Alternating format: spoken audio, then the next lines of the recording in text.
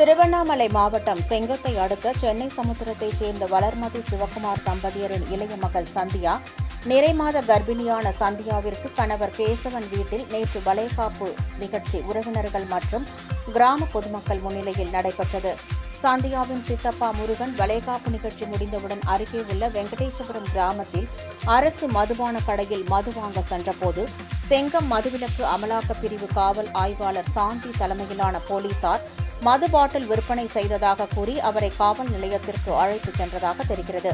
தகவல் அறிந்தவுடன் வளைகாப்பு நிகழ்ச்சியில் இருந்த சந்தியா, அவரது கணவர் கேசவன் மற்றும் உறவினர்கள் காவல் நிலையத்திற்கு சென்று வளைகாப்பு நடைபெற்றதை குறித்து விளக்கிய பிறகு முருகனை விடுவிக்க மறுத்த காவல் ஆய்வாளர் சாந்தி வழக்கு பதிவு செய்ய நடவடிக்கை மேற்கொண்டுள்ளார். அப்போது காவல் நிலையத்தில் மேஜை மீது வழக்கு பதிவு செய்ய காட்சிப்படுத்தப்பட்டிருந்த 50ற்கும் மேற்பட்ட மது பாட்டில்களை பொய் வழக்கு பதிவு செய்கிறீர்கள் என கூறி முருகன் பாட்டில்களை தள்ளிவிட்டதில் சில பாட்டில்கள் உடைந்தன. மதுவிலக்கு அமலாக்கப் பிரிவு காவல் நிலையத்தில் பரபரப்பு ஏற்பட்டது.